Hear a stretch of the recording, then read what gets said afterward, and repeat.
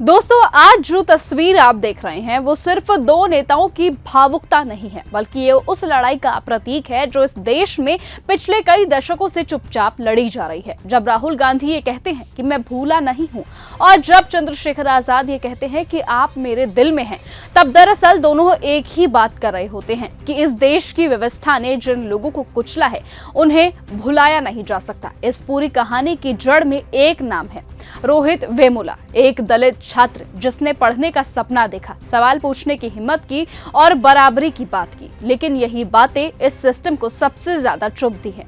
अब जरा समझिए कि रोहित की मौत कोई अचानक लिया गया फैसला नहीं था। दरअसल ये उस जहर का नतीजा थी जो उस रोज दिया गया, यानी कि वजीफा बंद कर दिया गया, हॉस्टल से बाहर निकाला गया, सामाजिक बहिष्कार किया गया और बार बार उसकी औकात उसे याद दिलाई गई। ये आत्महत्या नहीं थी दोस्तों, ये था एक संस्थागत हिंसा।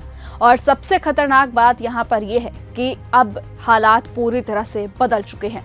आज भी कैंपस में दलित छात्र को पहले उसकी जाति से पहचाना जाता है, उसकी काबिलियत बाद में देखी जाती है। और यही वजह है कि अब राहुल गांधी रोहित वेमुला को याद करते हैं और कहते हैं कि ये सवाल आज भी जिंदा है कि क्या इस देश में सपने देखने का हक सबको बराबर है या नहीं।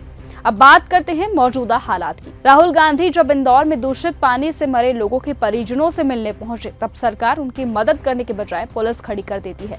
चंद्रशेखर आजाद भी जब मेरठ में दलित परिवार के साथ खड़े होने के लिए निकलते हैं तो उन्हें भी रोक दिया जाता है और पीछे कर दिया जाता है। इस बीच सवाल उठता है कि सरकार को आखिरकार डर किस बात का है? क्या सरकार को डर सच से है, क्या सवालों से है, या फिर उस आईने से डर लगता है जिसमें उसकी नाकामी साफ दिखती है? सत्ता ये चाहती है कि दर्द खामोश रहे, सवाल दबे रहें और पीड़ित अदृश्य बने रहें। इसलिए रोहित वेमुला के मामले में एक्ट की मांग उठाई जाती है। ये कोई राजनीतिक एजेंडा नहीं है, ये एक सुरक्षा कवच है ताकि शैक्षणिक संस्थानों में जातिगत भेदभाव अपराध बने, ताकि किसी छात्र को उसकी पहचान के नाम पर तोड़ा ना जा सके। और जब राहुल गांधी और चंद्रशेखर आजाद एक ही आवाज में ये बात करते हैं तो वो बीजेपी या सरकार को नहीं बल्कि पूरे सिस्टम को चुनौती देते हुए नजर आते हैं।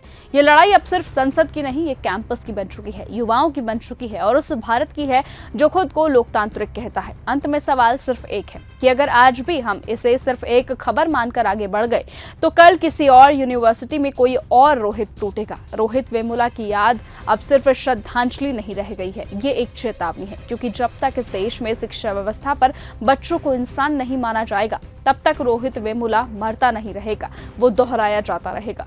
अब देखना होगा कि जिस तरीके से चंद्रशेखर आजाद और राहुल गांधी दोनों एक साथ एक मुद्दे पर सामने आए हैं, देखना होगा कि क्या ये दोनों साथ आएंगे, क्या दोनों पार्टी एक साथ खड़ी होकर सत्ता के खिलाफ आवाज उठाएगी, क्या 2027 के चुनावों में दोनों पार्टियों का गठबंधन होगा, क्योंकि संकेत तो इसी ओर जा रहे हैं। बहरहाल देखना होगा कि आखिरकार आने वाले वक्त में होता क्या है। तब तक के लिए बने रहिए और ऐसे ही देखते रहिए न्यूज गंगा। नमस्कार। अगर आपको ये हमारा वीडियो पसंद आया हो तो इसे लाइक और शेयर करना बिल्कुल ना भूलें। साथ ही हमारे चैनल न्यूज गंगा को सब्सक्राइब और फॉलो जरूर करें ताकि देश और दुनिया की हर बड़ी खबर आप तक सबसे पहले पहुंचे।